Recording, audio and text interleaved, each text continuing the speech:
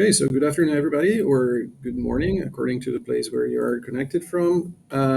So welcome to this month's Ceph Science Meetup. Today we have a presentation by Tom, who works at the SDFC in UK, which is presenting his investigations on power and carbon cost of disk storage. So, Tom, floor is yours. Thanks, Enrico. All right, hi everyone. So this is a relatively short presentation, should be about 10 minutes. This was something I actually gave at like a department level. So there's quite a lot of, it's maybe a bit broad for this audience in terms of some of the lack of Ceph details. But I think also a lot of this work is really not about Ceph as the technology and more about the cost of storage, the cost of performance, those sorts of things. So yeah, I'm going to crack on. I'm assuming people can see the slides. Yes. Awesome. Thank you. Oh, and I can even change slides. Yeah, so this piece of work it's been something on my to-do list for years.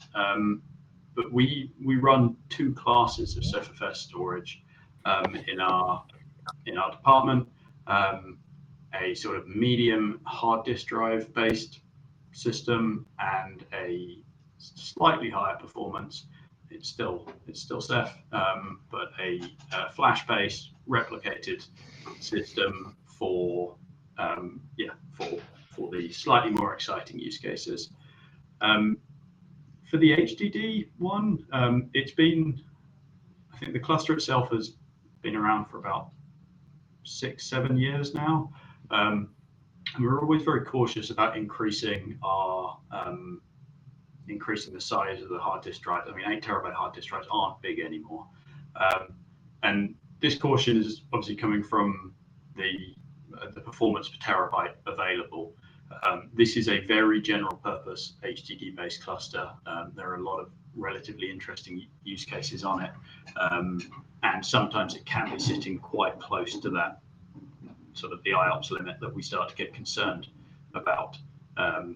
So we are, I think we're justifiably cautious here, but that does place a limit on how dense we can make it, how cheap we can make it. So in this is the beginning of last year, I managed to scrape together some funding to procure a couple of different types of hardware that we could do experimental, or we could do comparative testing on at the same time, to really try and at least answer this question for the department, but more generally for a number of use cases we were looking at. And so really this is a sort of an 8 terabyte HDD based solution, the same solution with the densest HDDs I could get at the time, and then a similar solution with the densest flash devices I could get from this vendor at the time, which were 15 terabyte TLCs. And so we ended up buying about 2 petabytes of each. There's a bit of not quite 2 petabytes of each, so there was a little bit of maths to work out the comparative stuff. But yeah, so that's what you can see there. And you can see the comparative cost in terms of the hardware that we're buying just to replace the existing, some hardware from the existing cluster, and then the denser stuff being about half the price, and then the flash being about twice the price. So it was quite, there was a bit of a spread of cost. Okay, so and there it is installed. But yeah, so this was really a good opportunity to evaluate that thing of, if you're running general purpose Cephfs clusters, what is the difference, the performance difference by going for denser HDDs? What is the performance improvement or other improvement from moving to flash? Obviously, there's a cost analysis here, which at the end of the day, we're always buying capacity with storage. So there's, you're never going to be able to convince people to spend twice as much on storage if they absolutely don't have to. but it's at least good to understand what the differences are. But for this talk, I'm really talking about the power differences, just because I thought that was one of the more interesting parts. So yeah, a little bit of a testing setup, effectively sweeps of Rados bench clients up to the performance limits, starting to see the latency spike, picking small and large block sizes. This was all done on EC8+3 because that's what we generally run. And then I think all of the results here are around mixed use cases, 50-50 mixed use cases. And then I'm using, I'm just collecting power consumption stats from the hosts, aggregating all that information together, validating things against the rack PDUs to ensure we are getting results that make some amount of sense. And then normalizing numbers to get us here's your performance and power usage per usable petabyte. So yeah, without much further ado, this was sort of this is the start of the numbers. So to start with, we're just looking at the power usage, the normalized power usage, so kilowatts per usable petabyte for each solution during the entire benchmarking. So this is effectively going from idle or just off idle all the way up to you have hit the performance limit of the node. Obviously, the performance limits differ, and we'll get more to that later. But so this is just as it's installed in the rack for your usable petabyte. Here's how much power you're going to be using for these particular pieces of hardware with our tuning, with the version of Ceph we're running. There's a lot of variables here, but this was quite interesting because they are effectively all the same, all in the same Ceph cluster, very similar basic tuning, etc. I think the main thing here that I was excited to be able to demonstrate was that the flash is reassuringly competitive in terms of idle performance. So that violin plot on the top right is showing you your sort of the range of power usage over the benchmarking, and we can see that at the lower end, the dense flash was pretty much was competitive with the dense HDD. That makes sense, so that was good to see. And I mean, I'd be really excited to repeat this test with significantly denser flash, sort of the 60 terabyte QLCs, and see what you get. But I have a lot of confidence that you would get a significantly denser, more power efficient solution. Obviously, the interesting thing here is the fact that the flash can use a lot more power, rather than the sort of the 20% increase that we were seeing between the hard drive solutions, idle and full whack. We're seeing nearly doubling, an 80% increase in power usage.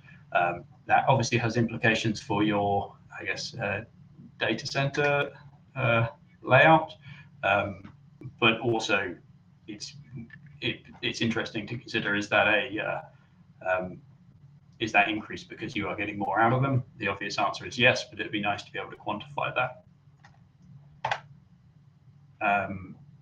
So that's what I then aimed to try and do. So this is a bit of a nonsense series of plots, but what we're looking at here is on the x-axis we've got our, so this is with small I/O, so small random I/O, and we've got our operations per usable terabyte along the x-axis. So this is as we're increasing the number of clients, we're obviously getting more operations per usable terabyte out of the hardware until we hit the limit, and that's where you get that vertical line. On the y-axis, we've got our, and this has to be an estimation because we don't know the exact idle figure of the hardware at that point, but we can estimate it, and then we can work out how much extra power is in use, and then that can give you your you're normalized. Here's how much extra power per terabyte was being used. And then obviously the usable terabytes cancel out, and we can get our estimated power per IO operation or per gigabyte per second. Cool. And so, yeah, obviously there are some quite non-linear relationships there, but let's just not worry about any of that, and just take the maximums for a bit. And so what's the minimum power for the maximum performance? And then doing that for the streaming operations, so large block sizes, looking at our gigabyte per seconds available, and then the same for the small I/O. And what you get is what's required to do a gigabyte per second or 1,000 IOPS. I think the thing that I found really interesting here was that for streaming I/O, I basically got the same number in terms of it takes 50 watts to do a gigabyte per second on each of those types of hardware, which feels I wasn't expecting that. I was expecting to see something a lot more similar to the small I/O, where obviously the flash is more efficient because it has significantly more performance headroom. But anyway, so I found that interesting.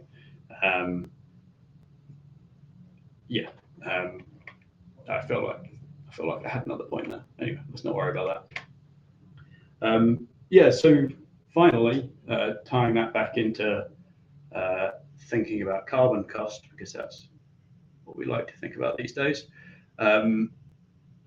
We can then tie this back into so obviously this is a cluster that lives in the UK. So we can look at our UK CO2 equivalent kilogram of CO2 per kilowatt for the previous year, and we can get our tons of CO2 per usable petabyte per year, which is, I mean, these numbers. I don't have a great reference of these, but yeah, for a car, an average UK car would emit nearly 2 tons of CO2. That would be the same as running the DNEP storage for a year, for several petabytes of DNEP storage for a year. I think the thing that was interesting here is the data transfer, that increase, even for for all of these solutions, it doesn't significantly increase the amount of carbon or power that these clusters produce. Obviously, the flash has a much larger performance envelope, and so if the flash is running flat out all the time, it will use significantly more carbon, or will produce significantly more carbon. But it's not that's to be expected, and it's not any more inefficient.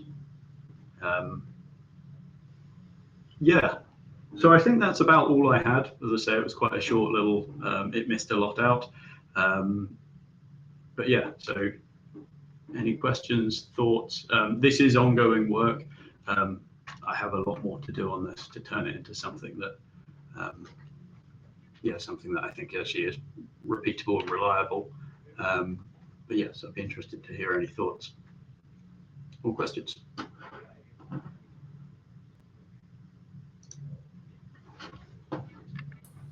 So thanks a lot, Tom. Are there any questions to Tom about his presentation? I think I have one just to get started. For what concerns the HDDs, have you looked into any APM options for the spinning disks? I have not, no. Okay. Could you refresh what is an APM option? Yeah, so it's a setting that you can tune according to the expected usage profile of your HDD. You can decide to do things like, if the drive is idle, you can spin it down and then spin it back up. But this seems to be working only for prolonged periods of inactivity, which is not really the case in Ceph. But there are various settings that one can put in place to try to save some power, or rather have always maximum performance available at let's say without caring too much about the power consumption. So I was wondering, okay, my understanding is that in your case you are sticking to the defaults, and you have done your measurements in this environment, I guess. Yeah, yeah. I mean, I think I think you were sort of saying it there, but I mean, I think Ceph in general is a really, because of the nature of how distributed the data ends up, like the opportunity to spin things down. I mean, most of the Ceph performance tuning you read about is preventing things like sleep states and drives genuinely or spinning down. And I think that's one of the things. Although I haven't done specific tuning, I do observe you're just, especially with the cluster that is doing nothing but benchmarking, so it had periods of complete idle. Like that initial latency spike as you start to benchmark things is, yeah. I mean, these are definitely non-optimal from the point of view of running a cluster, and it's interesting to consider whether they do have, I guess, power usage ramifications. Right. Mattia, you're raising your hand, I guess.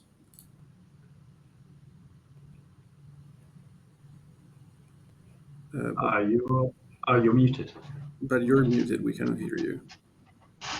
Sorry about that. So maybe now you can. But I have a curiosity about the nonsense graphs that you presented. Can you actually go back to those? Yeah. Give me 1 second. Actually, the curiosity was in terms of IOPS per I think per terabyte. I think you. No, Yeah. Yes. The OPS per usable terabyte. So like, and this is like a value. I mean, not like a multiplier of something. So that was just curiosity, like given that the number is pretty small. Yeah. So this is, as I say, this was the main reason why I started doing this work, because, and this is the reality of running like a large EC geometry on hard disk drives. If you've got a 24 terabyte hard drive with 200 usable read operations, you're already down to sort of, yeah. I realize I've just put myself up for doing mental maths. It's fine, but yeah, it would be like a factor of 10 less. Yeah. You're already down to sort of like 10, 20 operations per usable terabyte. And then if you put an EC geometry on top of that, where every client IO is then turning into more 4 or 8 underlying block device operations, suddenly you really don't have many operations available per capacity. And I think that's one of the things that's really important to realize when you're building, when you're looking at these systems. And I think that's one of the things that I'm very keen to say, like, why aren't we using Flash, especially as the price is getting more and more similar. It's like that you get so much more because, and I mean, we're not even using the Flash to its like full extent here. In all of the benchmarks, the Flash was either network limited for the streaming or CPU limited for the IOPS type testing. But even so, you're getting so much more usable performance. But so you managed to be bottlenecked by other things that was not the storage in the testing. Yeah. That's Whereas the HDDs if you're looking at IOPS, you will always hit especially read IOPS, you're always going to hit that limit fairly quickly, which is quite concerning.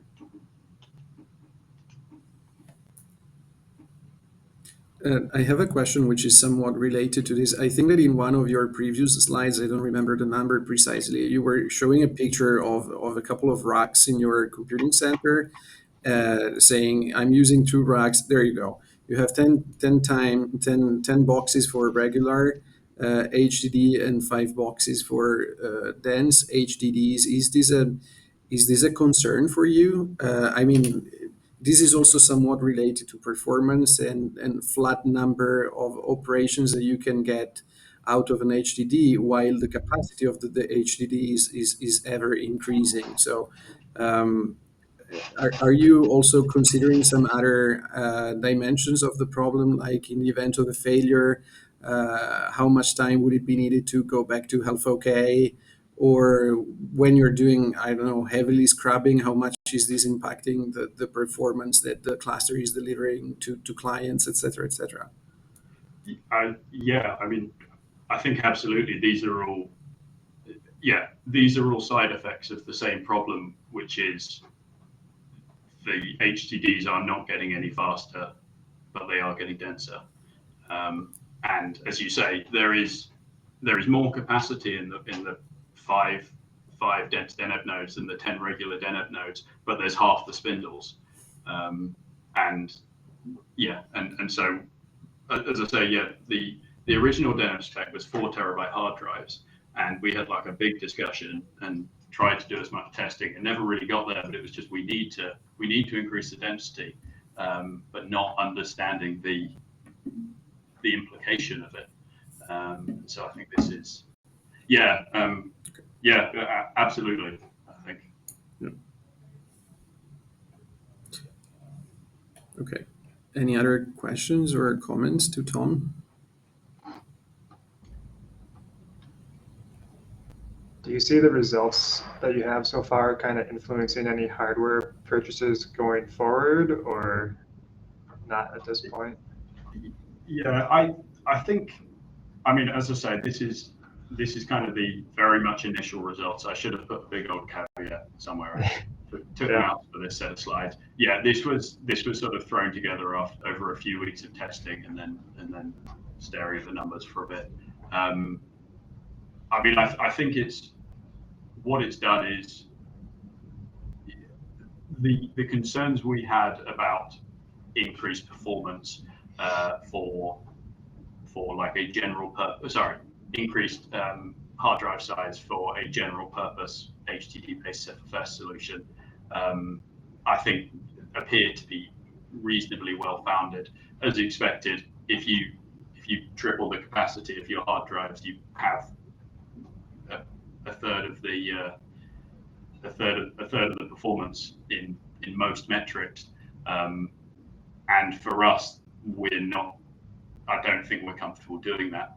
I think what that means for the future of DNAB in this case is we'll be looking at moving to a dense flash solution. It may not be 15 terabyte TLCs because the price difference is still significant. It's twice the price compared to the hardware we're currently buying. But sort of being able to, and I'd love to be able to, but if we can, if sort of the slightly denser QLCs provide the same level of performance, i.e. we're still either CPU or network bottlenecked at those ends, I think there's a really meaningful performance increase. While, I mean, you've got to remember, this is actually significantly more power efficient, again, because you're running half the nodes or less than half the nodes, while still being able to get the same performance. Yeah. Did you look at the added costs of cooling with this as well? I mean, that's nearly doubles your like cost of running a server. If you kind of look at it.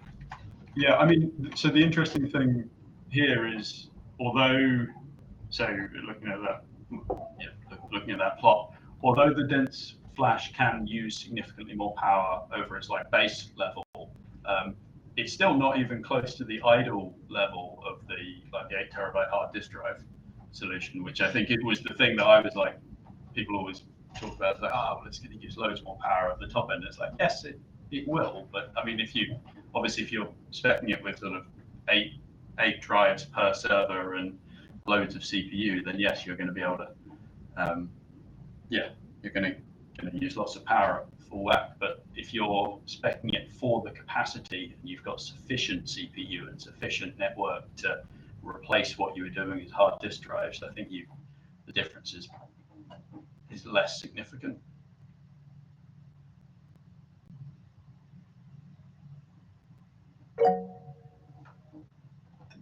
I think there was a question from Tom.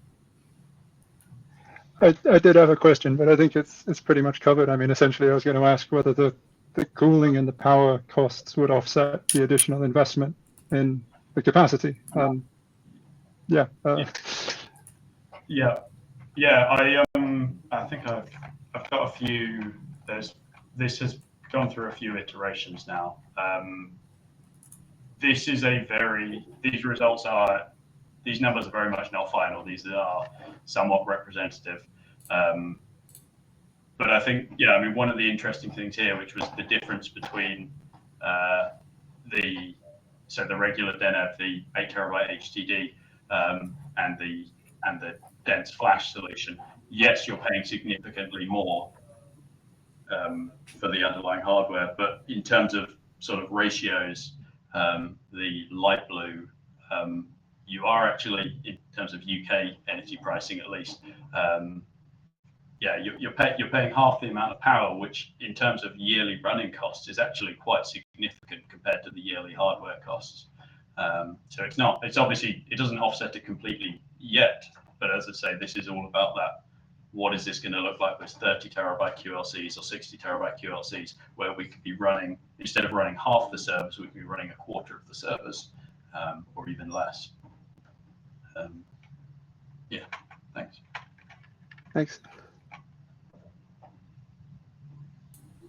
I think there is another question. Yeah. Hi, Tom. Thanks for the talk and thanks for nudging me to come along to these meetings again. It was interesting to hear your thoughts on performance. I'm wondering if you're going to sort of build on this to dive in more detail into the performance drawbacks of these larger disks, as well as the power. Yeah, thanks, Adam. Yeah, I mean, I think so. As I say, this little short presentation really focused on the power usage. I mean, yeah, the thing I have spent a lot of time looking at is the comparative performance of these.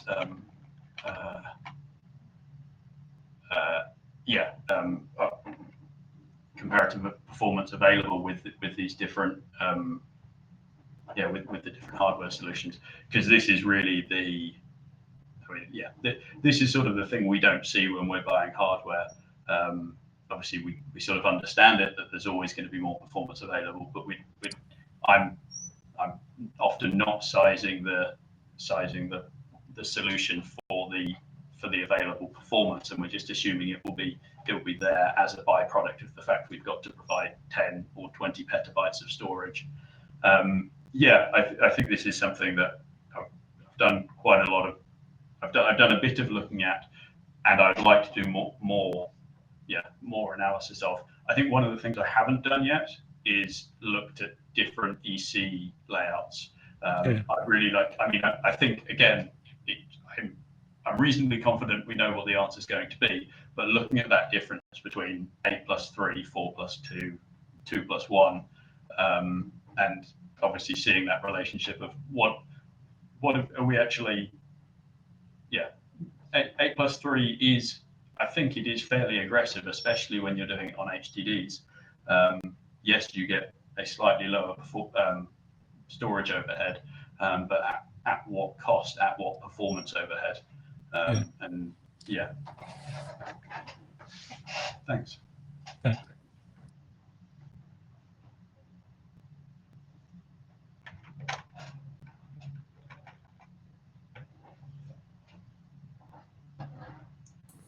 Any other questions to Tom?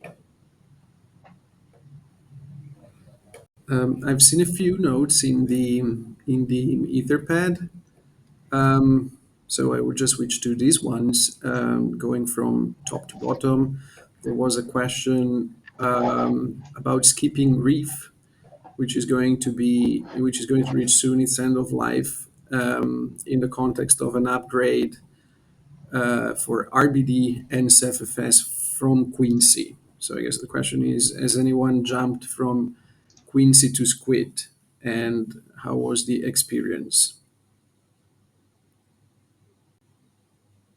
I don't have any first-hand experience with this. In principle, it is possible to do. You can always do at most +2 with Ceph, so you can jump one release in between. But I've never tried it myself, so I cannot comment from experience. Yeah. So no one tried a specific jump. Sorry, I was actually. So the question is mine. So our cluster is actually still running Quincy, but given that they already announced that Reef is going to be end of life at the end of August or something like that, we're wondering whether it makes sense to actually migrate to Reef and then maybe finding ourselves in running something which is not supported anyway, with all the efforts that an upgrade takes.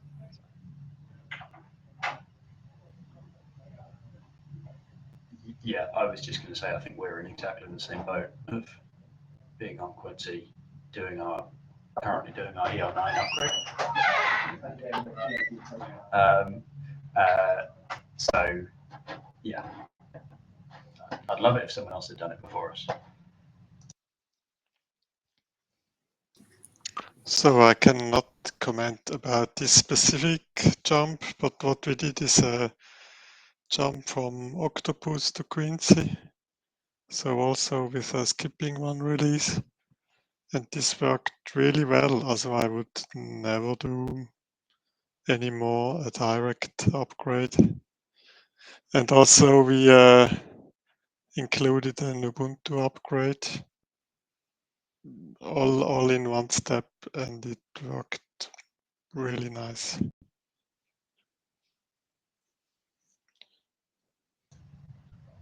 As you're using CephFS, Mattia, I know there were some reports about MDS being behind on trimming on very busy Yes, I also saw that exactly on Squid. Yeah, on Squid. yeah, it was also worrisome.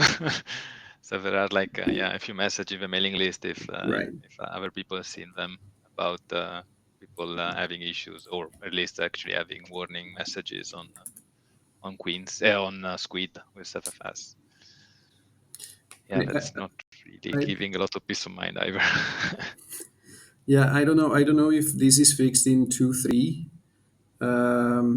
I can maybe fish out some pointers to the tracker about that. I think it's understood and fixed, but then it goes through the usual chain of the patch goes to master and then has to be backported for the point releases. So I don't know about that one specifically.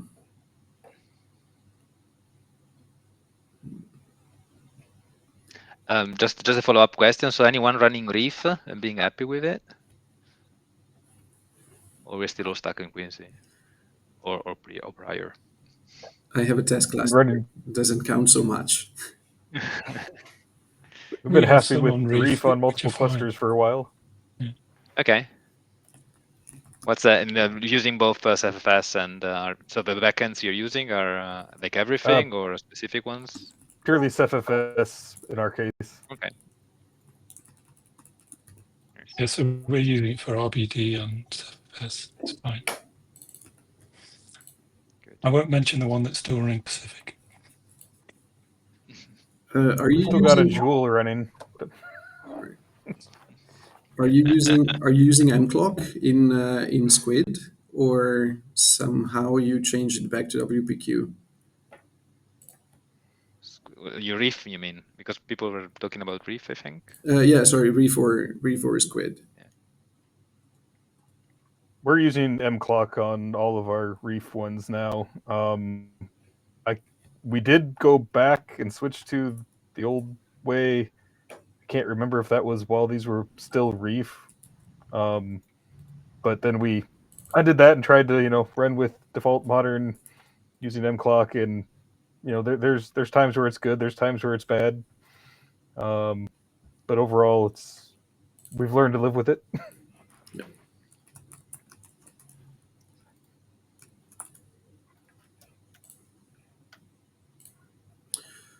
Okay, let me go to the next question. Migrating to Ceph CSI operator from Ceph CSI RBD.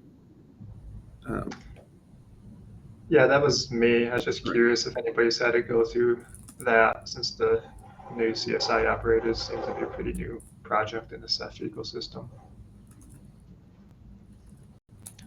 Actually, I'm not sure what we're using. Check.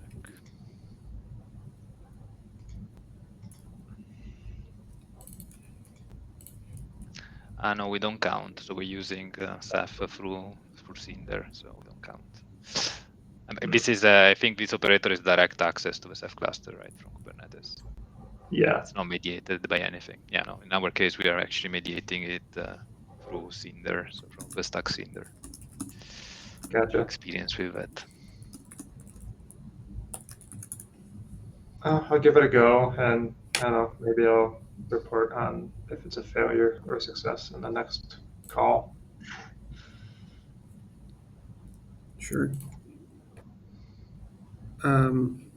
Then I think it's still you, Kevin, about Cephalocon 2025, right?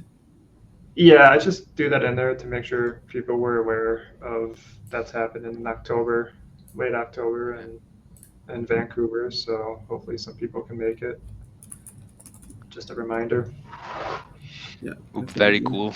I'm not sure about the budget for that. Well, I think the CFP is closed already, right? Yeah. Yeah, that's Yeah. mid-July it closed. Registration is still possible. Yeah. I think. Yep. Anyone planning to attend so far? I'll be there. I would love to go. Let's see if my talk is accepted. Yeah, I might got my love to see. I got my acceptance last night, so I think they're only just getting around to doing it.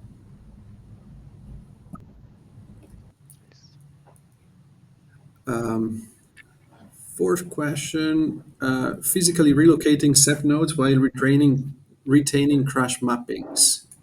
So that's one I added. This is Garen Atterbury with the University of Nebraska. I'm in the fun situation of planning to migrate data centers, and right now we've actually got a Ceph cluster, like 12 petabytes. It's scattered between two data centers. We're adding some new hosts at a new one, and I wanted to move the old ones over, and I think this is doable. And the only problem is also renaming the host and doing an OS upgrade at the same time. But I think all the steps make sense to me. I think you can essentially keep them in the same location when you either remove or add the host back in. I don't know if there's any gotchas. I just wanted to ask if anybody's done this and has any words of wisdom. I'm just trying to avoid having to drain, move hosts one at a time, that type of a thing. They are physically going to get moved like one at a time across campus, so we'll keep everything online and keep the cluster running while this is happening. At least that's the plan. But I just wondered if anybody had guidance or like, yes, we've done this. Watch out for these caveats. Yes, we have done this. But we were doing it on Flash, and we were doing it in a way according to which we were draining the hosts that were to be moved, and then we were getting them moved by the data center facility group, and then we were re-enrolling back in the Ceph clusters if they were new nodes. I think we had no other way to do that because we basically have hooks according to which a node presents itself in a crash map according to some metadata which relates to the physical location of the node in the data center. So I don't know to what extent in your case you could manipulate that.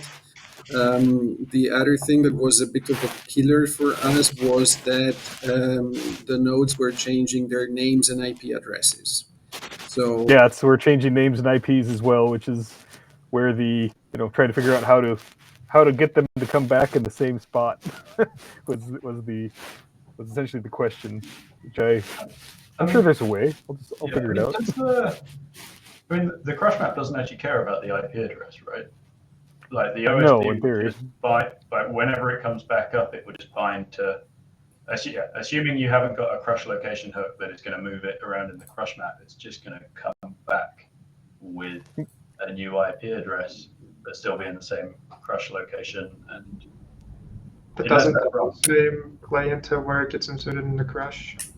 But only from like if it's not already in the crush map and you've got crush update on start, it'll put itself in with the short host name or whatever it does. Once it's in there, it's the OSD ID. That's okay. I think that might be complete rubbish. This feels like a good opportunity for someone to say that is complete rubbish. But I think we've occasionally done these sorts of moves, and we have had to re-IP. And I think we've just re-IP'd, reinstalled, and then reactivated, and they come back in the right place, and they will change IP address, but that's okay because it's just that's in the OSD map, not in the crush map. This feels worth testing. Well, I will. I'm going to test it. I can afford to test it, so I will find out, and maybe next time we meet, I'll say whether I was successful or not. There's one thing that you have to consider is whether your target setup somewhat mimics the original setup. Like for instance, is the failure domain still Yeah, consistent with it's your going to data be the center same. layout? And kind of a single, cluster. It's a 8+3 erasure encoded, and we don't do anything fancy as far as the crush mapping rules at the moment. So it's right. Everything should be the same in the end. It's just physically they're getting relocated, and also host names and IPs are changing, and so that's the right. Whether it comes back at the same spot in the crush map, or it needs you have to go and find something to tweak to say no, still be at that same location. That's the thing I guess I have to figure out. Right. Yeah, I don't know. Is it a Ceph ADM or like a legacy cluster? It's orchestrator Ceph ADM.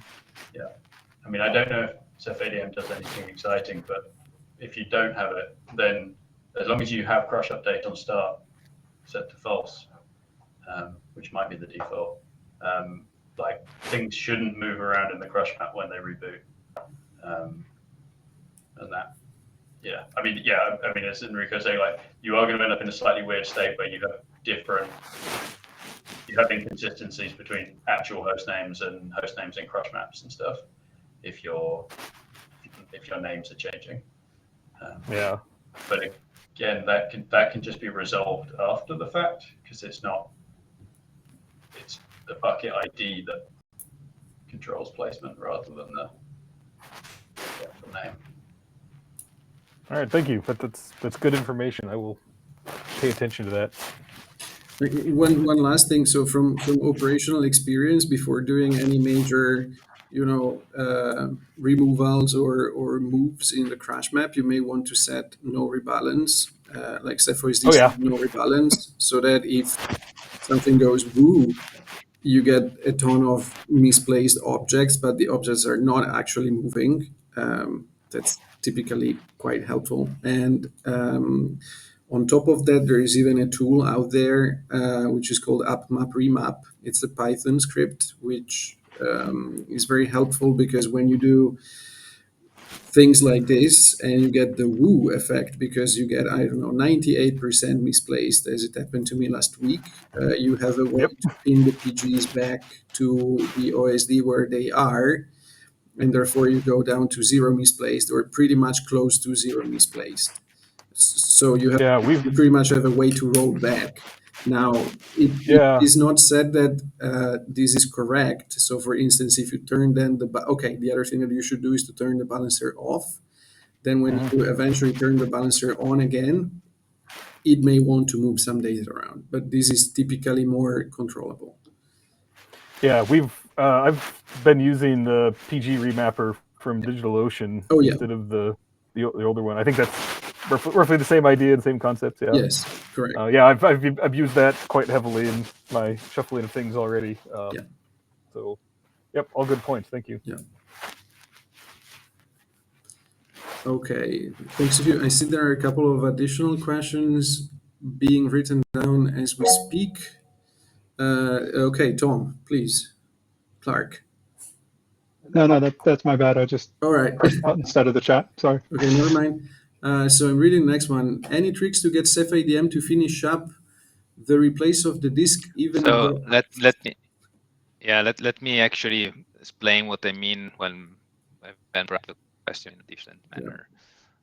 So the current issue that we're having with like the scenario where we are at is disk breaks. We take it down because the current failure mode of our disk is not to disappear from the cluster, rather to actually have broken sectors. And it has been with the cluster that we currently have, it's the only failure mode we're experiencing, which is fairly annoying because we actually get Ceph error, inconsistent data, and we need to spot the disk that has this uncorrectable read error and then take it out the cluster. Problem with that is that we get the disk fairly quickly, let's say in a day or two, but then like the Ceph ADM like command to remove the disk from the cluster to replace it actually. It's fairly dumb, at least in our case. So we're not sure if we're doing something wrong ourselves. But basically, it never completes until all the VPGs are active and clean. Means that it needs to have actually completed their balance. And if the balancer, for any chance, is actually trying to move something, we still actually complain. So if there is anything remapped that's actually been backfilled, it won't actually complete the this prune operation. So it finishes up saying waiting for prune, which is not even an operation that it should do because it's a replace. So it should not prune the USD. But then in the end, yeah, like if we want to actually have a Ceph ADM to complete it, we just need to wait like around a week to have everything fairly like stable and everything happy. And then like the operation finishes and we can swap the disks. And I'm wondering if it's just us or like yeah, or anyone using Ceph ADM is actually having similar issues.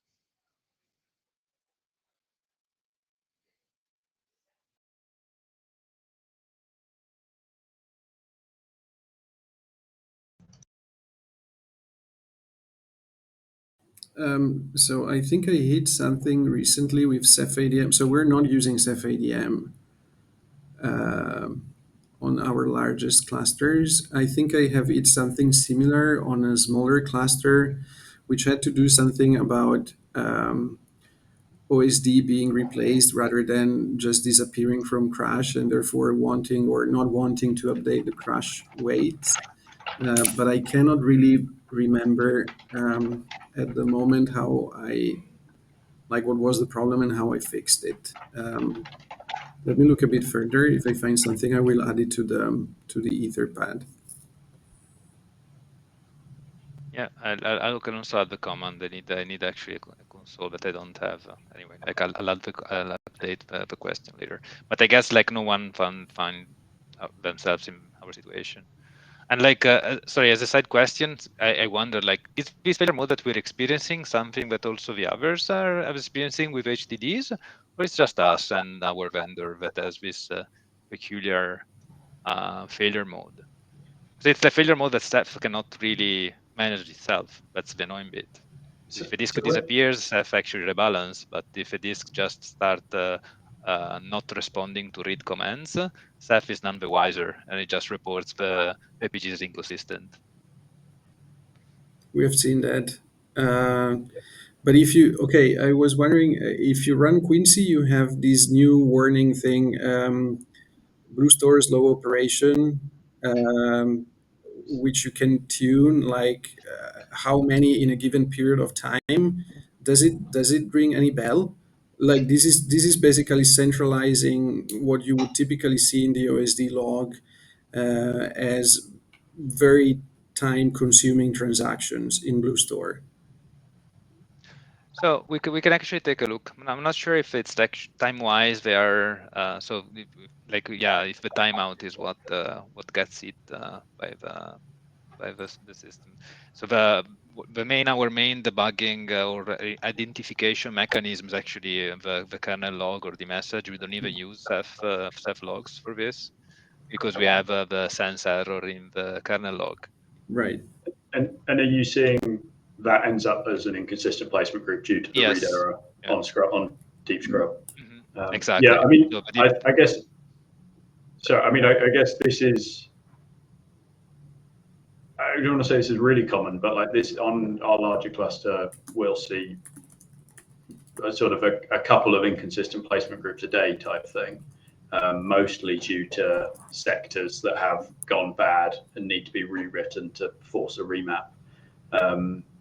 We run with the PG auto repair on, which will, assuming there's not too many inconsistencies for a single placement group, it'll just repair the objects, which just rewrites it. And as I say, it effectively either it writes it somewhere else or it writes it in the same place and triggers the hard drive to remap the sector, which is Okay, so yeah, yeah. This is a that's fairly interesting. So I think we tried the repair, but maybe we didn't try it hard enough.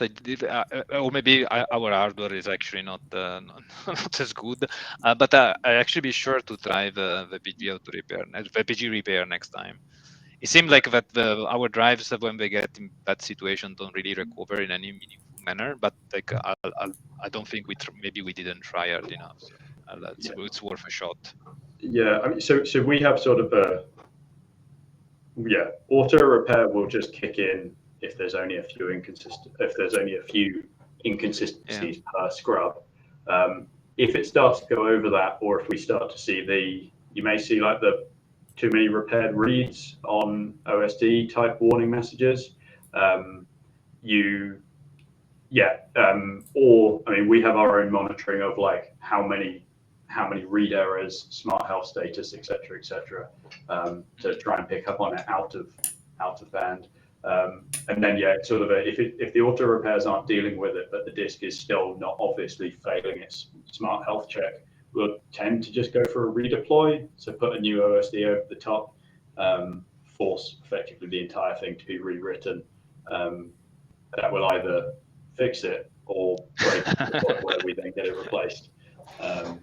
And so that's sort of the workflow. But yeah, it's one of those things that isn't a problem until it is, and it can often be like an age thing or just a particular batch of hardware. But yeah.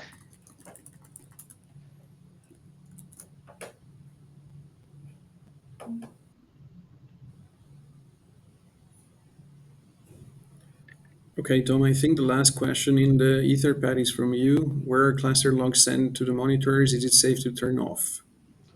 Yeah, so I think same as Mattia. For context, we recently finished adding the 2024 generation of hardware to Echo, which is taking up to like 150 petabytes now. So it's 8,000 OSDs, and we decided to push on a bit with the rebalancing to see how quickly we could do it. And so in the last week, we moved about 20 petabytes of data without letting the monitors trim, which was fine until the following week, where we started getting really slow responses from the monitors, lots of blocked requests on them, and digging into it, most of the blocked requests, like most of the slow requests that the monitors were reporting, were like the log operations from the OSDs. So I had never looked into this before last week, but essentially the OSDs are batching up their logs, their on-disk logs, and sending them to the monitors to be put into the RocksDB, I guess. And I had never really thought about how any of this worked, how you ended up with the Ceph.log on the monitor that contains stuff from the OSDs. Apparently that's how it works. There is a configuration option to disable it. Clogs to monitors, false, which as soon as we set that and gave things a restart, the slow ops dropped off, everything came back to normal. Obviously, I mean, I think part of this must be a scale thing. We've never had 8,000 OSDs in this cluster before, but also I think it was the monitors had quite big RocksDBs due to all of the stuff that had been going on. Were struggling to compact anyway. So there was obviously compounding things, but we turned the cluster logs to monitors off temporarily. Things got better. We're currently still in that state. We don't really, so I was sort of wondering if anybody else had seen this. There's a lot of options which control what happens with the logs. And my concern here is that one part of this is used for something important. For instance, we were just talking about too many repaired reads, all of these kind of things, which you could imagine just being the monitors are actually just looking at the cluster logs and picking out information, all like this store, blue store type stuff. So I'm a bit nervous that we're going to lose some monitoring by disabling this, but I can't find any information about it. So if nobody's got anything helpful, I'm sure I will go and dig. But yeah.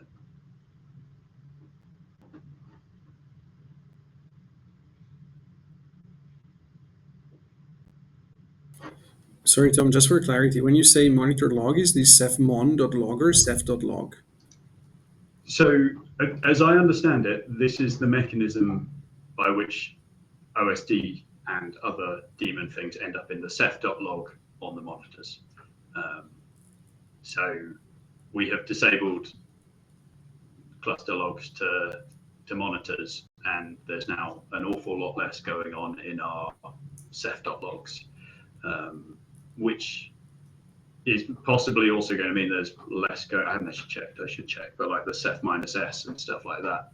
And so, yeah, obviously there's less for the monitors to do, which is good, but I'm a bit worried about what we're missing now.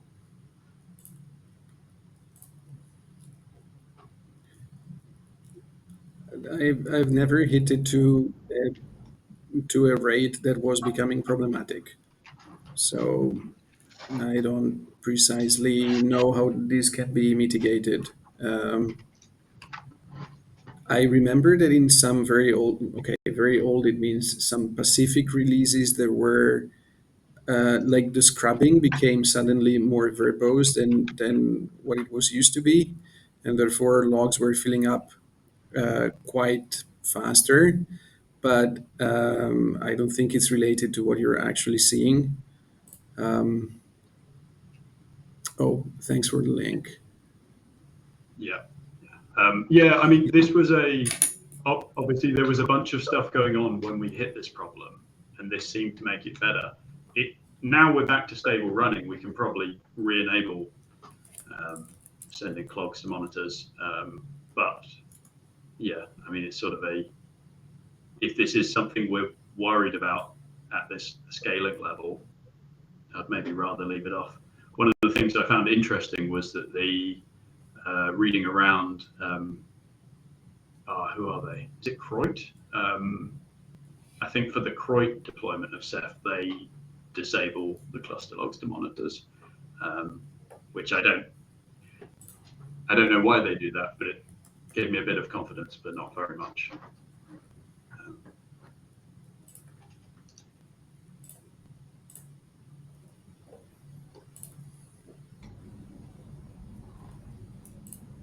Yeah, it seems kind of vague.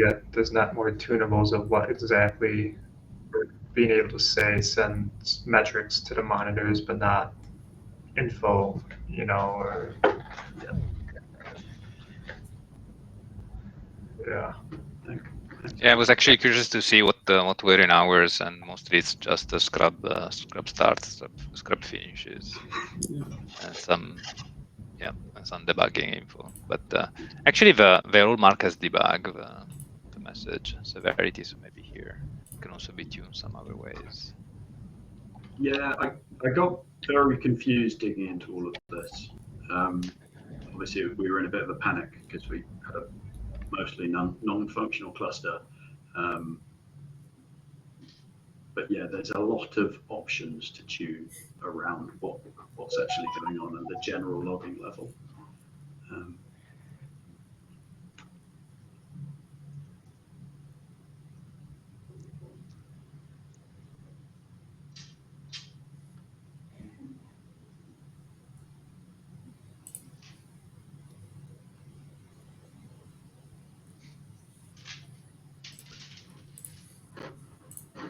I was just checking on the spot on the user mailing list. There are a few messages, pretty much old messages that refer to this specifically. And there was a suggestion indeed to temporarily disable cluster logs to monitors. Yeah. Yeah. I got to that one and I was like, oh, well, so we can turn it off. And now we've turned it off, and it's like, but do we want to turn it back on? So, yeah. Yeah.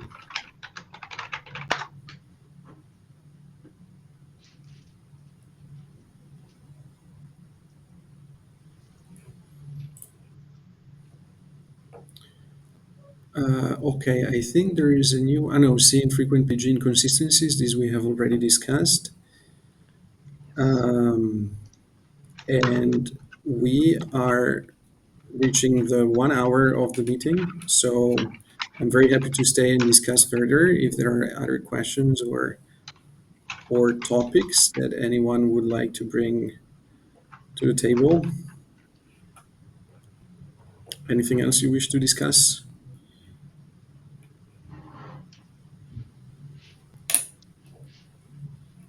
Yeah, before anyone runs away, please submit some presentation for the next sessions.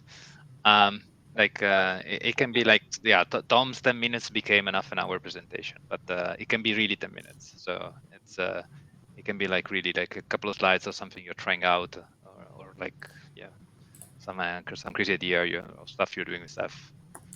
We are not picky, but yeah. So otherwise, you see always the same faces presenting things, and we probably ran out of idea too. Yeah, so the next meeting is going to be in the second half of September. If I'm not mistaken, it should be on Tuesday, the 23rd. Yes, but the usual reminder emails will follow. And as you have seen, we're recording this meeting, so after quite some time without one, now Ceph Upstream as a project as a community manager. And the previous two recordings of this meeting will be uploaded to YouTube shortly. And I think the same is going to happen to this one. And there is even a repository where Tom has already kindly uploaded his previous presentation. So if you don't mind, Tom, I would kindly ask you to upload also this one. And we will add the link to the Etherpad. I think that the slides are always very interesting to look at, even offline. So yeah, this is just a bit of housekeeping and information. So, okay, thank you very much for attending the meeting today, and see you in a couple of months, and hopefully in Canada for Cephalocon. Have a Bye, nice rest of everyone. your day. Bye bye. Yeah.